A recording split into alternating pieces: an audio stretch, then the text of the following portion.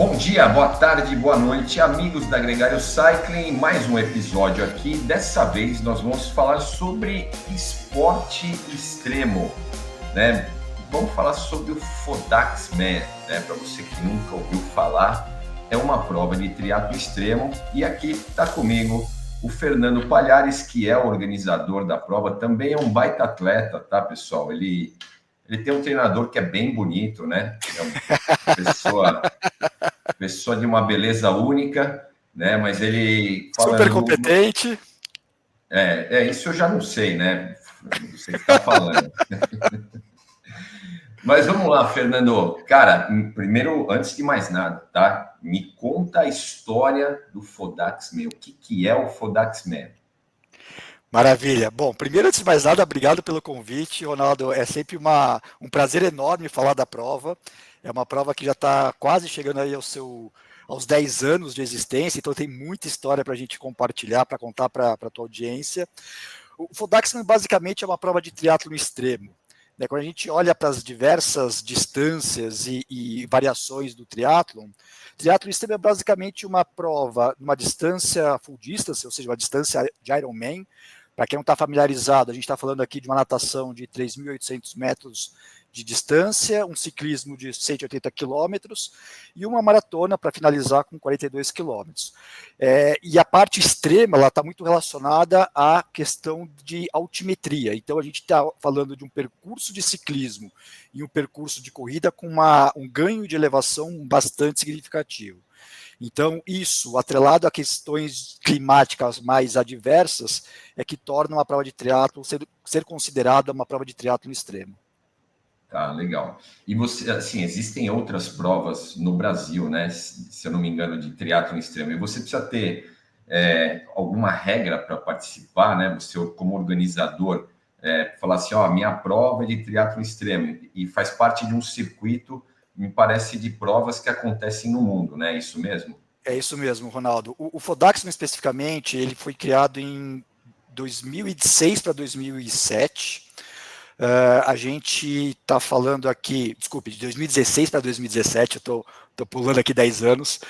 Quando ele surgiu, e surgiu meio que uma brincadeira entre amigos, a gente não tinha pretensão de se tornar uma prova, de ser um evento organizado que hoje faz parte do circuito mundial, então não tínhamos essa pretensão lá atrás, há quase 10 anos.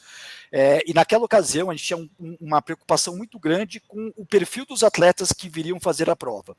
Então, nas primeiras edições, nas 3 primeiras edições, se eu não me engano, a gente tinha um processo seletivo, um pouco parecido com o que acontece nas provas de Ultraman, ou seja, não adianta simplesmente o atleta ter o interesse de participar, ele precisava mandar o seu currículo esportivo para a gente entender se ele estava realmente minimamente apto, né, já preparado fisicamente para encarar uma prova nessas condições. Quando nós passamos a fazer parte do circuito mundial, que é o X-Tri World Tour, a partir de 2019, a gente passa, ainda que sejam provas independentes dentro do circuito, a gente tem uma chancela de uma organização mundial e, consequentemente, algumas regras que são unificadas, são um padrão para todas as provas do circuito. Então, a partir daquele momento, a gente deixou de fazer essa avaliação prévia dos atletas, mas o cuidado com relação a estar preparado, isso continua existindo, porque é uma prova, como o próprio nome diz, uma prova extrema e não é todo atleta que está preparado para isso. Tá. E assim, você falou que surgiu, né, de uma brincadeira entre amigos, assim como o Ironman, né? Também lá em 1976 eles fizeram uma brincadeira entre amigos que acabou crescendo e aí a gente sabe aí o tamanho que isso está hoje. E me conta então como é que ela nasceu, né? Por que ela é feita também nessa região, né, do Rio do Rastro, Urubici, enfim, dá um panorama geral sobre isso. Legal. Em 2016, nós fomos ali para a Serra Catarinense, fomos 4 amigos, eu, Rafael Pina, o Fabrício Abido e o Felipe Manente. O Rafael Pina tem uma casa em Urubici, e para quem está acostumado com triatlo, principalmente com ciclismo, sabe que é uma região ótima para se pedalar. E o nosso objetivo nessa viagem era pedalar na Serra do Rio do Rastro, que é um lugar icônico para se pedalar em montanha no Brasil. E durante o percurso, Ronaldo, a gente começou Bom, nós 4 éramos triatletas, né? Então a gente já tinha essa experiência com provas de Ironman, com diversas provas. E aí, pedalando na Serra do Rastro, num dia maravilhoso, perfeito, pouco vento, céu azul, a gente começou a falar um para o outro, poxa, como seria maravilhoso ter uma prova de triatlo extremo. E naquela época, a gente está falando de 2016, começou a se despontar algumas provas no exterior, né? Então, primeiro o Norseman na Noruega, o Swissman na Suíça e o Keltman na Escócia, foram as três primeiras, ou pelo menos as três principais que começaram a despontar no cenário mundial. A gente já estava começando a entender um pouco esse movimento. E aí, durante ainda o ciclismo, durante o pedal, a gente falou meio que um tom de brincadeira entre nós, como seria legal poder compartilhar aquele local que é fantástico, né, pedalar na Serra do Rastro, com outros atletas. Terminamos o ciclismo lá em Urubici, e a primeira coisa que a gente fez foi abrir o Google Maps para começar a pensar se seria possível fazer um percurso. O grande desafio de você fazer uma prova de triatlo de longa distância é achar um local para natação. O ciclismo dá para adaptar, a corrida é mais fácil ainda. Agora, ter um local para natação em águas abertas é bastante complexo. E aí, para nossa surpresa, Ronaldo, a gente viu que tinha uma lagoa próximo ali da região de Criciúma, que, sem brincadeira, dessa lagoa até o centro de Urubici, dava 180 quilômetros certinho, sem nenhum tipo de retorno. Eu falei, opa, já é um bom sinal. Bom, um dos quatro tinha experiência com organização de provas, né? Então a gente tinha experiência como atletas, mas como organização, zero experiência. Então, no início de 2017, a gente convidou alguns amigos para fazer, vamos chamar aqui entre aspas, de uma prova, um evento teste.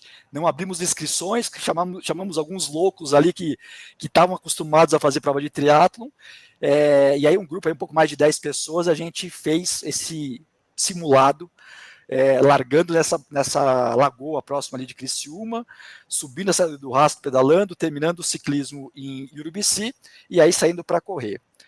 Bom, ficou todo mundo maravilhado com a possibilidade, né? E a vibe da prova é completamente diferente. E acho que esse é um ponto legal também de reforçar aqui para a audiência, né? As provas de extremo, né? Tem essa vibe diferente, né? Todo exato.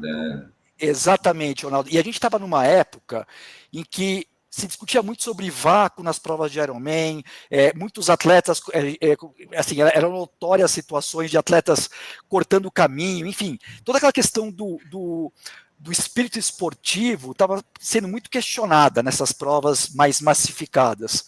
E aqui não quero fazer juízo de valor, não estou comparando provas, não estou dizendo que uma é melhor que a outra, mas são características diferentes. Uma prova de triatlo extremo é uma prova que tem 200, 250 atletas no máximo. Então é uma característica que você está disputando contra você mesmo, contra o percurso, os atletas se ajudam. Então essa era a vibe da prova, era isso que a gente queria levar para os atletas, fazer uma prova de atleta para atleta. Basicamente esse era o nosso lema. Bom, primeiro evento não oficial no início de 2017 foi um sucesso, e aí tomamos a decisão de fazer uma primeira edição em dezembro de 2017 aberta para o público. Então a gente fez todo um processo seletivo, os atletas precisavam mandar o seu currículo esportivo para serem avaliados e aprovados ou não, e aí nessa segunda edição em dezembro de 2017 a gente teve aproximadamente 30 atletas. De lá para cá a prova foi crescendo, foi tomando notoriedade. A gente foi a primeira prova de triatlo extremo das Américas. Depois do Fodax surgiu o Patagon Man na Patagônia, né, na Patagônia chilena, o Canadá Man lá no Canadá, também nos Estados Unidos hoje tem uma prova de triatlo extremo, mas nós fomos os primeiros nas Américas. E aí em 2019, sem muita pretensão, a gente mandou um e-mail para o X-Fly World Tour, que estava sendo formado naquele momento, com a pretensão de fazer parte do circuito. E fizemos uma prova teste em 2019, o Stuart, que é o CEO do circuito mundial, veio até o Brasil, acompanhou a prova conosco, validou todos os pré-requisitos, e desde então a gente passa a fazer parte do circuito mundial, e consequentemente o Fodax também é uma prova classificatória para o Campeonato Mundial que acontece no Norseman. Tá. Bom, então vamos lá. O que você falou que tem uma pré-seleção. Qual que é vamos falar, o mínimo para um atleta participar do Fodax Man hoje? Hoje já não é um pré-requisito fazer essa pré-seleção, tá? A partir do momento que a gente passou a fazer parte do circuito mundial, a gente abriu mão dessa pré-seleção, mas assim, em linhas gerais, Ronaldo, Tem que ser um atleta que já tenha experiência com a full distance, né, que tenha feito pelo menos uma prova de Ironman, ou pelo menos provas de ultradistância, ultramaratona, prova de ultraciclismo. Não, então, mas vocês não falam assim, ó, você não pode Não, participar. O cara vai não, lá, faz a inscrição e aí ele se vira. Você exatamente. tem algum tempo limite para completar? Sim, nós temos tempos de corte. A questão da segurança é uma preocupação muito grande que a gente tem. Provavelmente o Fodaxman é a prova que tem a melhor relação staff e estrutura de apoio e de segurança para a quantidade de atletas, porque imagina que a gente tem hoje, em média, 50, 60 atletas largando na prova da distância full. Né? E depois acho que até vale a pena a gente falar que a gente tem duas provas hoje. Uma na full distance, que acontece em dezembro, e em setembro a gente tem uma prova de meia distância. Na prova da distância full, a gente tem aí entre 50, 60, 70 atletas no máximo, mas a gente tem 10, 12 salva-vidas na água, acompanhando esses atletas, a gente tem 2 ambulâncias, mais um carro de médicos, e uma outra coisa super importante, todas as provas do circuito mundial, o atleta ele tem a obrigação de ter um carro de apoio.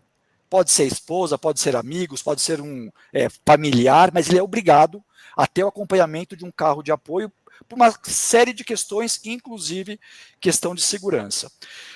Então, assim, voltando à tua pergunta, é importante que o atleta tenha experiência com ultradistância, seja uma prova de Ironman, uma ultramaratona, uma prova de ultraciclismo, esteja acostumado com essas provas mais longas e principalmente em situações climáticas muito adversas. A gente já teve edições do Fodaxman e que na mesma edição a gente tem uma variação de 5 graus a 35.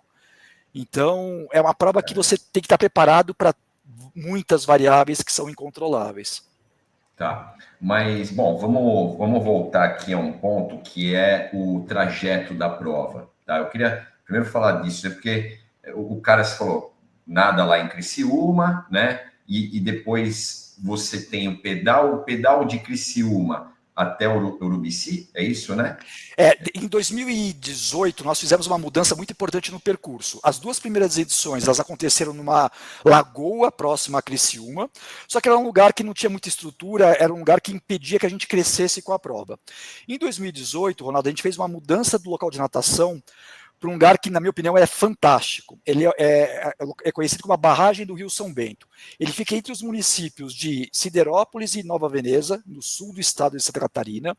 Tem uma característica muito interessante que é uma barragem que foi criada pelo homem para abastecer toda a região sul em relação a fornecimento de água, e ela acabou inundando o vilarejo. Então a gente tem, no meio do percurso da natação, a torre de uma igreja que ficou acima da superfície da água, os atletas nadam ao redor dessa torre. Então, a natação acontece nessa barragem, a gente larga às 3 da manhã, então todos os atletas largam à noite, todos eles com uma boia de segurança iluminada, por uma questão... Que horas mais ou menos eles largam? 3 da manhã. 3 da manhã. A largada do full é sempre às 3 da manhã. Às 3 da manhã. Tá? Então, basicamente, toda a natação no escuro. Terminada a natação, eles saem para o ciclismo em direção ao Urubici. E aqui, apesar dessa mudança do local da natação, a gente continua mantendo a característica de uma prova ponto a ponto. Então, dos quase 180 quilômetros, a gente está falando de 175 quilômetros aproximadamente, tem um único retorno no percurso todo. Então, e aí o ponto alto do percurso do ciclismo é a Serra do Edu Rastro. Então está praticamente aí na metade do trajeto a subida da Serra do Edu Rastro. Tem um ganho de elevação de aproximadamente 3.600 metros. E por incrível que pareça, o maior ganho de elevação não está na serra. Está no final da serra até Urubici. Então muitas vezes os atletas chegam pensando, bom, terminei a serra, agora tá acabou, tranquilo. Né? Bem aquela região ali. É aí que realmente começa a grande dificuldade do ciclismo na prova, depois da Serra do Rastro. E aí, terminando o ciclismo no centro de Urubici, Ronaldo, a gente tem o início da maratona. E aqui uma outra característica importante. A gente tem 2 percursos da corrida na prova. A gente tem o top finisher e tem o base finisher. O que vai acabar diferenciando? A chegada ao topo, né, então são os primeiros atletas, eles chegam no topo do Morro da Igreja, que é o ponto habitado mais alto do sul do Brasil. A gente está falando aí de mais de 1.800 metros de altitude, que é um parque nacional. Essa é a corrida. Essa é a corrida. É dentro de um parque nacional e é uma área de segurança nacional. Existe um radar do Sindacta no topo do Morro da Igreja. Então, para quem não conhece, trazendo um pouco mais de detalhamento. E justamente pelo fato de ser um parque nacional e ser uma área de segurança, a gente tem um horário limite para sair desse local. Então, quando o atleta chega no quilômetro 23 da corrida, que é o pé do Morro da Igreja, a gente tem um ponto de controle. Se ele chega antes do horário de corte, ele está apto a subir e terminar a corrida e, consequentemente, a prova no topo do Morro da Igreja. Se ele chega no ponto de corte abaixo ou depois desse horário, ele vai fazer um percurso alternativo. Mas então tem essa possibilidade. Tem essa possibilidade. O cara ainda completar a prova, mas num percurso. Ele faz a mesma metragem ou ele faz uma metragem menor, só que com menos ascensão? Ele faz a mesma metragem nos dois percursos. O que vai variar é realmente a ascensão. Aqui no percurso do Morro da Igreja, a gente está falando de aproximadamente 1.300 metros de ganho de elevação, nos 42 quilômetros, e no percurso alternativo vai ter aproximadamente 500, 600 metros. Então é aproximadamente metade da ascensão que ele teria sendo um top finisher. Mas é uma alternativa que a gente oferece para que todo mundo consiga completar a prova. Tá, legal. Bom, para quem não conhece o Morro da Igreja, tem alguns pontos de inclinação no Morro da Igreja que doem, né? Inclusive aquele trechinho tem mais ou menos 1,5 km, que vai a 20%. A gente de bicicleta lá sofre barbaridade, imagina o cara correndo, né? Mas parece que é uma característica dessas provas extremas. Eu queria até perguntar se todas essas provas que estão linkadas, né, nesse circuito, né, mundial, se elas têm o mesmo padrão de metragem. É obrigatório ser uma medida Ironman ou não? Cada uma das provas tem uma medida, né, de acordo com a região e tal. E se você, não sei se é o Fodaxman, mas se não for o Fodaxman, se você tem o conhecimento de qual prova, né, de triatlo extremo é a mais difícil do mundo. Boa. Bom, não existe, obviamente que existe alguns pré-requisitos para que você possa ser considerado uma prova de triatlo extremo, mas dentro desses pré-requisitos tem algumas certas variações ou flexibilidades. Então, por exemplo, a questão da distância. Sempre a prova vai estar muito próxima das distâncias de um Ironman, mas não precisa ser uma distância cravada, exata. E, por exemplo, hoje o Fodaxman, com a mudança do local da natação, o ciclismo ele deixou de ser 180 quilômetros e passou a ser 175. Então, ter uma pequena variação para mais ou para menos não é um problema, tá? Mas ele vai sempre estar muito próximo das distâncias de uma prova de Ironman. De uma prova full. Exatamente. Um outro pré-requisito fundamental, muito ganho de altimetria, tanto no ciclismo quanto na corrida. Não tem uma metragem mínima de elevação, mas tem que ser uma elevação significativa. Tá? E um outro pré-requisito muito importante, Ronaldo, todas essas provas, o atleta ele precisa ter pelo menos um carro de apoio, desde a T1, né, desde a saída da natação até o final da corrida. Algumas provas, pela característica do percurso, não é possível acompanhar o atleta de carro até o final da corrida. Por exemplo, o Norseman. Você vai estar subindo numa montanha que é uma trilha, o carro não consegue subir. Nesse caso, quando começa a trilha, o atleta precisa ter um staff correndo com ele. Ou seja, então o staff, eu sempre digo o seguinte, o papel do staff é tão importante quanto o do próprio atleta, porque você precisa ter um staff que tenha bom condicionamento físico, te conheça muito bem, porque ele tem que ser um pouco de treinador, um pouco de psicólogo, as variações emocionais elas são muito grandes durante a prova, então é fundamental que seja alguém que esteja acostumado contigo, porque vai ter hora que o atleta vai querer xingar o staff, vai ter hora que vai precisar de carinho, de colo, então... Nessas horas que a gente vê se você vai, né, com o marido ou esposa, se o casamento tá forte mesmo, né? Sem dúvida, sem dúvida. E isso é interessante, porque nas primeiras edições do Fodaxman, nós, como organizadores, a gente também fazia a prova como atleta, até para entender se o que a gente estava entregando para o atleta, para os demais atletas, era aquilo que a gente imaginava.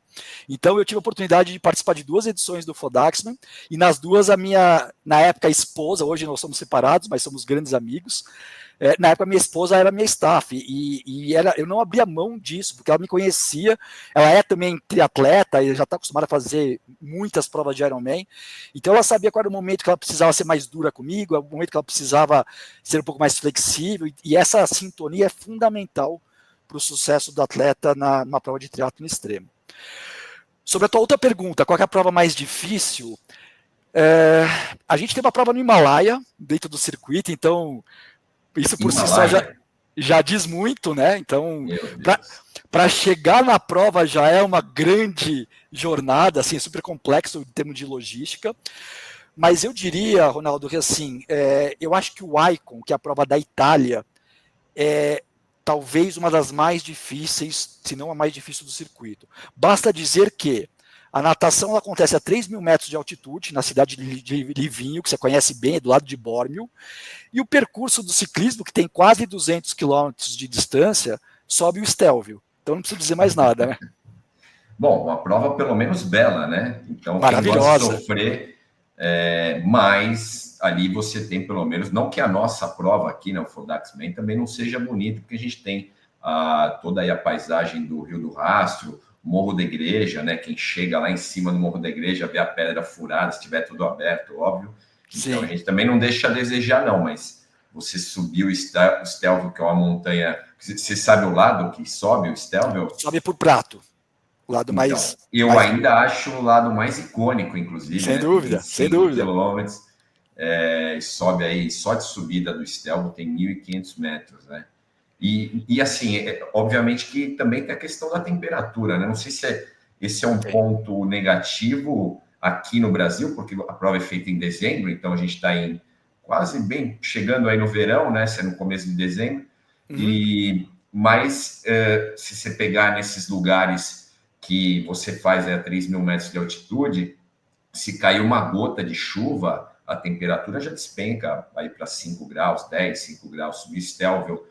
Já teve, imagina, o Stelvio no verão já foi fechado, né, por conta de neve, né, chuva, lá choveu um pouquinho, já neva, então imaginam que pela temperatura também deve contribuir pelo fato de ser uma prova difícil. Aqui no Brasil a gente não tem, né, problema com a temperatura. Se você já teve algum ano que se organizou e que você teve alguma pessoa com hipotermia ou coisa do tipo? Na verdade, aqui no Brasil, o problema é muito a questão da variação climática, né? Então, aí o fato do atleta ter o acompanhamento com um carro de suporte facilita no sentido de ele estar preparado com qualquer tipo de roupa, porque a variação é muito grande. Nós já tivemos, se não me engano, em 2018, chegou a chover granizo na prova e tivemos uma variação de 5 graus na largada e 35 em algum momento da corrida. Então, imagina, uma variação de 30 graus em 12, 14, 15 horas de prova é muita coisa.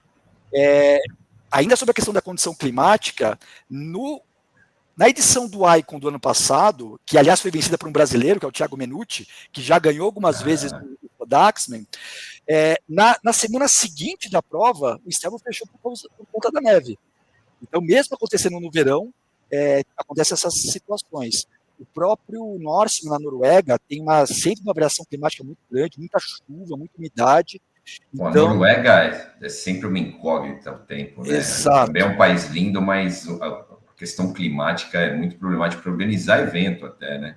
Exato. A gente teve, se eu não me engano, teve até um Monte-Route na Noruega que foi assim, um caos, né? Choveu uma Monte-Route de 3 dias, acabou chovendo, teve etapa cancelada e tal. Então, eu imagino também a dificuldade quando você tem uma prova ainda maior, né? E que depende exclusivamente dessa questão climática, né?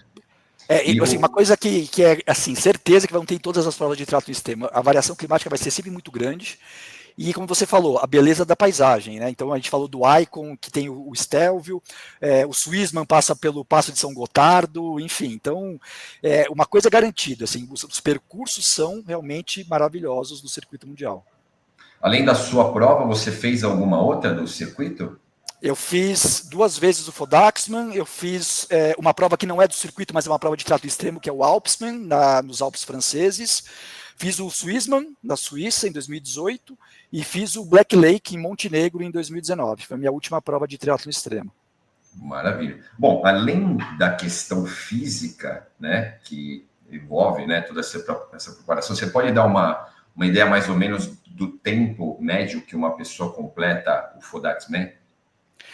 Olha, os primeiros atletas vão terminar aí na faixa das suas 11 horas, então assim, já é considerado um excelente tempo, na casa de 11 horas, e os últimos vão terminar com 18, 19 horas, então existe uma variação muito grande entre o primeiro e o último colocado.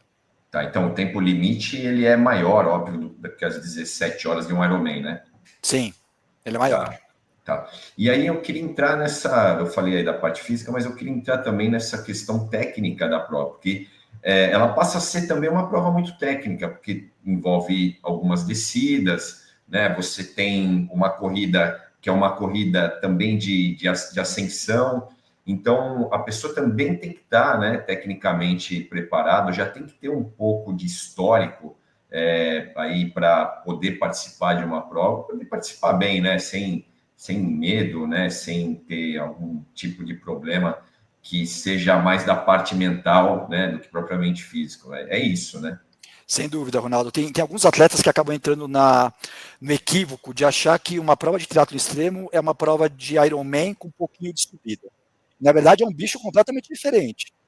Nós já tivemos situações de atletas experientes que, ao largar na natação à noite, simplesmente travaram. Então, assim, a melhor recomendação que a gente pode passar para um atleta é treinem em condições de prova.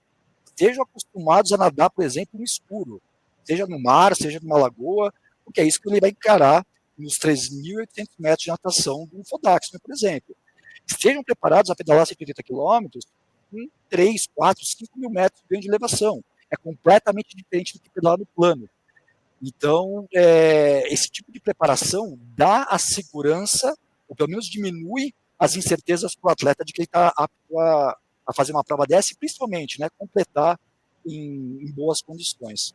E o aspecto psicológico, ele assim, fundamental. Nós já tivemos vários atletas nas provas, e, de novo, atletas experientes, que por não estar com uma boa cabeça, por não estar com uma boa relação com a sua equipe de suporte, simplesmente abandona.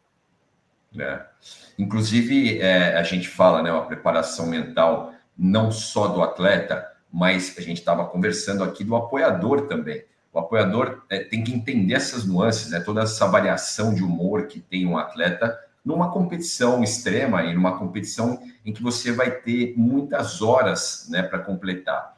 E às vezes eu já vi o apoio não ter a paciência necessária, ele talvez não estivesse esperando, né, essa falta de humor que é normal. Às vezes você está no momento da prova ali que você está muito concentrado, que você quer que as coisas deem certo, mas você está sofrendo, e aí você dá uma resposta meio atravessada, o apoio não entende, né? Ele fala, pô, mas eu tô aqui ajudando, e aí eu tenho essa devolutiva, né, do meu atleta e tal. Então é preciso, inclusive eu sempre falo, né, se você vai fazer gregário, né, que é o nosso nome aqui, você vai fazer apoio para qualquer atleta, o importante é que você tenha experiência, que você possa fazer isso num treino bem específico, para você entender que isso é perfeitamente normal quando você está no apoio de um atleta de endurance de uma prova extrema, né?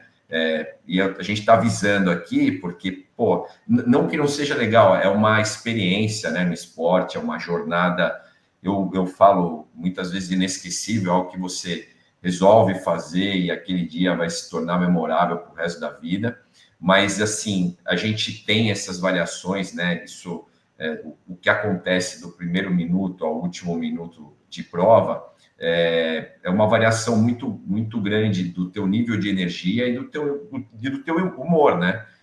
Então, façam, né, faz aí com o seu apoio, se prepare juntamente, né, em alguns treinos específicos, para vocês não terem surpresa na prova. Acho que é isso, né, Fernando? Aliás, eu até queria te perguntar isso. Você continua participando ou agora você aposentou do Não, triatlo em extremo? 2019 eu fiz minha última prova de triatlo extremo lá em Montenegro, não consegui completar, então assim, é uma situação que é relativamente comum nas provas de triatlo extremo, assim, o percentual de atletas que abandonam, então eu acabei não conseguindo terminar a prova, e desde então eu acabei focando somente no ciclismo. acabei abandonando o triatlo. Não vou dizer que para sempre, mas pelo menos por esse momento, por esse período, eu estou focando só no ciclismo, mas as montanhas continuam muito presentes. Então, assim, eu continuo, para mim, o meu paraíso é pedalar em montanha, uma característica que eu trouxe um pouco do triatlo extremo.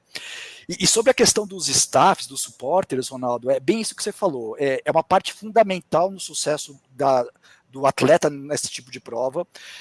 Eu costumo dizer que pode até parecer exagerado, mas na prática não é. É fundamental que o atleta treine com seu supporter, que sente e faça reuniões de planejamento.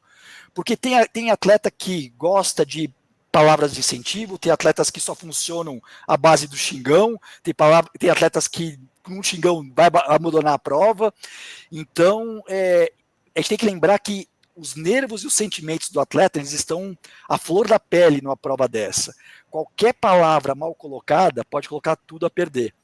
Eu vou trazer um exemplo de uma situação que aconteceu comigo. Em 2018, no Swissman, eu estava subindo o Passo de São Gotardo e provavelmente você conhece ali, mas só para trazer para a audiência, tem duas subidas no Passo de São Gotardo. Tem a antiga, que é exatamente a mais tradicional, onde tem os paralelepípedos. E tem uma exatamente. E tem uma estrada mais nova, que é para o fluxo normal dos carros. Na prova, os atletas precisavam subir pedalando na estrada antiga, e os carros dos supporters deveriam subir para a estrada nova e esperariam os atletas no topo. Por um erro da minha esposa, ela acabou subindo pela estrada antiga e acabou, e assim, não foi penalizada nem nada disso, mas aconteceu, e aí entre os imprevistos numa prova de triatlo extremo, que tinha um rebanho de ovelhas no meio da pista. Então, os atletas conseguiram passar, os carros não.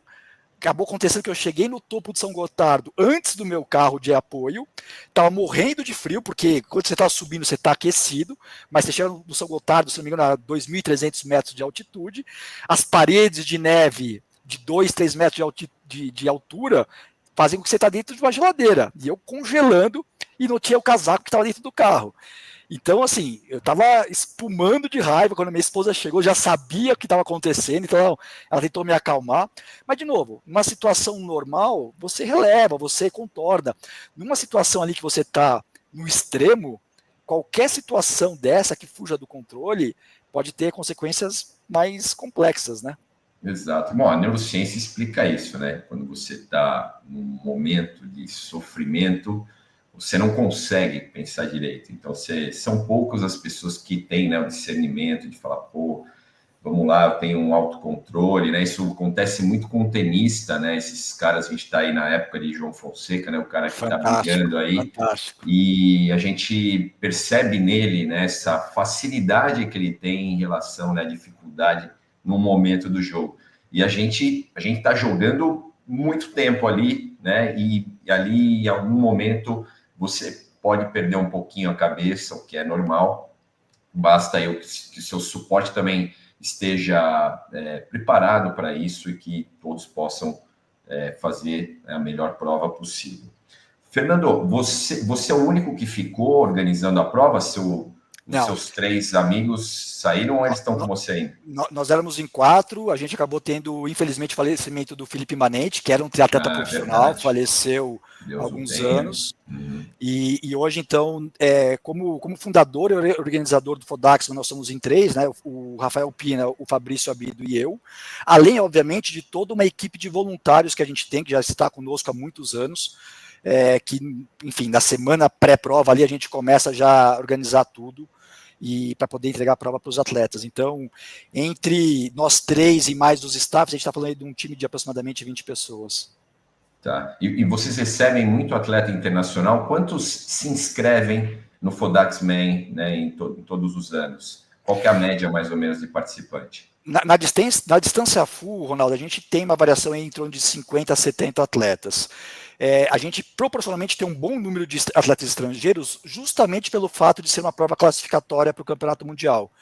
Então, na edição agora de dezembro passado, a gente teve atleta francês, a gente teve, por exemplo, para quem é mais antigo do triatlon, Peter Vabruzek, que é uma lenda do triatlon, fez se não me engano, fez mais de 200 provas de Ironman, chegou a participar do Ironman Brasil algumas edições, e ele veio fazer a prova aqui no Brasil, veio fazer o Fodaxman na edição passada. Então, Peter Babuzek é um atleta tcheco. Tivemos, na verdade, 2 atletas da da República Tcheca, antiga Tchecoslováquia. Tivemos um atleta francês, tivemos uma americana, que já é a segunda vez que vem para cá. Então, todas as edições a gente tem atletas estrangeiros. Quem ganhou esse ano foi, eu conheci a Olivia Ditzel, né, que foi, acho que a campeã feminina. E quem que ganhou no masculino? Thiago Menucci, pela 4ª vez. Thiago. Ele é o Papa Fodax Man, né, o Thiago Menucci. Eu diria que hoje no Brasil, assim, em triatlo extremo disparado, ele é o atleta mais experiente, mais preparado. Ganhou o Icon no ano passado lá na Itália, porque é um cara que está muito... Ele está focado nos treinamentos para esse tipo de prova, ele conhece muito bem o percurso do Fodaxman, então esses acabam sendo diferenciais importantes que jogam muito a favor do Thiago. Além de ser um atleta com, sei lá, mais de 20 anos de experiência em triatlo, então é um atleta completo. Quantos anos tem mais ou menos o Thiago? E assim, qual que é a média mais ou menos dos participantes, né? Quem que é 40, 50? E eu sei que tem uma dificuldade muito grande do feminino, né? Da participação do feminino, né? Então, acredito que, lógico, pela dificuldade da prova, são poucas meninas que acabam participando, é isso mesmo, né? A prova de distância do homem, naturalmente, já é bastante seletiva por conta da distância, né? No triatlo extremo, ainda mais, Ronaldo. E aí aqui não estou restringindo só as mulheres, aos homens também. Por isso que sempre vai ser uma prova nichada. Como eu falei, as provas mais conhecidas do circuito não chegam a ter mais de 250 atletas. Então são provas realmente muito pequenas em termos de número de atletas participantes. E vocês têm um limite ou não? Você fala, não, tem 50 esse ano, é 70 esse ano. Mas, ou se de repente pinta o ano com 150 atletas, vocês têm condição de atender? A gente tem condições de atender. Eu diria que assim, um limite técnico para que a prova possa ser bem organizada, que a gente consiga entregar a estrutura necessária para a prova ser organizada de forma correta, seria em torno de 150 atletas, pela característica do nosso percurso aqui do Brasil. E a gente tem sim esse desafio de aumentar a participação feminina.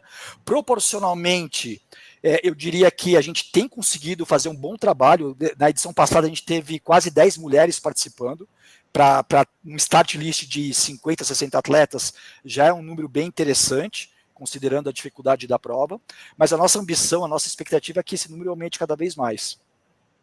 Tá, legal. E o avatar de idade aí, a galera... Desculpa, sobre a idade, eu acabei não respondendo. Sempre vai ser uma faixa etária mais elevada do que se a gente comparar com o Ironman, por exemplo, porque, de novo, entra muito a questão do aspecto psicológico. Talvez um atleta muito jovem não esteja preparado psicologicamente para fazer uma prova de triatlo extremo. E aqui a gente está falando aí de atletas... Bom, o Thiago Menucci deve estar quase aí nos seus 40 anos, e essa seria a faixa que é o auge do atleta de triatlo extremo, na faixa dos seus 40 anos. A gente teve, na edição passada, por exemplo, um atleta argentino, que é o Roberto, que também já veio algumas edições para a prova, que ele tem 63 anos, se eu não me engano. Então, é comum a gente ter atletas mais velhos na prova de triatlo extremo.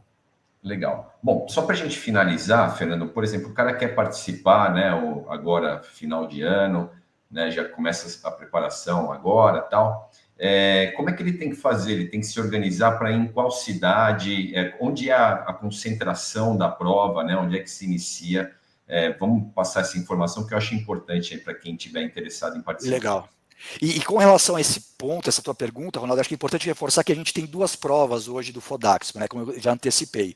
Em dezembro acontece a prova da distância full, e ela então começa em Nova Veneza, essa que tem que ser a cidade na largada, a cidade para onde o atleta vai se deslocar, é onde acontece o congresso técnico, onde acontece a entrega dos kits. Então, em Nova Veneza, que aliás é uma cidade que nos recebe de braços abertos, a gente tem todo o apoio da comunidade, isso é fundamental para o sucesso da prova, e ela termina em Urubici. Tá? No caso do Fodaxman Solo Point 5, que é o nome da prova da meia distância, nesse caso é uma prova, vamos chamar aqui de uma prova de entrada, ela continua tendo as características de uma prova de triatlo extremo, mas com uma distância reduzida. Então, neste caso, a natação é no mesmo local, o ciclismo é o mesmo percurso até chegar no mirante da Serra do Rastro. Quando o atleta chega no mirante da Serra do Rastro, ele tem a T2 e ele sai para correr no parque eólico que existe ao lado da Serra do Rastro. Então, aqui nesse caso, a gente está falando de um ciclismo de aproximadamente 87 quilômetros de distância, com em torno de 2.200 metros de ganho de elevação. E aí a corrida é uma meia maratona, 21 quilômetros, com aproximadamente 500 metros de ganho de elevação. Neste caso, no Fodaxman Solo Point 5, ele não precisa ter ele, como o próprio nome diz, o solo é de sozinho, de autônomo. Ele não vai ter o carro de suporte. Nesse caso, quem dá todo o apoio em termos de nutrição, de suplementação, somos nós, organizadores. E aí, terminando a prova, ele volta para Nova Veneza, para a premiação no dia seguinte e tudo mais. Então, as duas provas largam em Nova Veneza, a distância full termina em Urubici, a meia distância termina no Mirante da Serra do Rastro. Ah, maravilha. Bom, pessoal, é isso aí. O Fernando Palhares, ele quer deixar o seu contato aí, porque o pessoal vai perguntar, pô, quero ir lá, os malucos querem participar do Fodaxman. Serão todos muito bem-vindos. Podem me procurar se tiver alguma dúvida. Posso passar meu WhatsApp? Por favor, por favor. Vamos lá, então é 48 99130 9988. E também tem no site o www.fodaxman.com.br, onde tem as informações sobre as distâncias da prova, os pré-requisitos. Lá já dá para pegar muitas informações, muitos dados sobre as duas provas.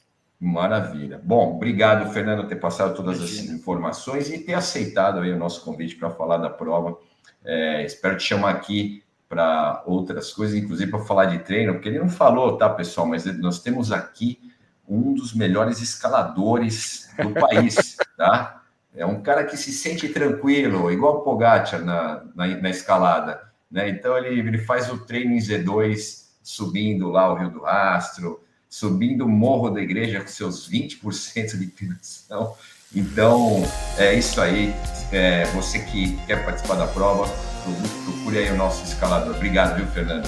Imagina, Ronaldo, eu que agradeço aí pelo convite, estou sempre à disposição para a gente bater um papo. Maravilha, é isso aí, mais um episódio do Gregário Cycling, a gente se vê no próximo. Tchau. Grande abraço, tchau, tchau.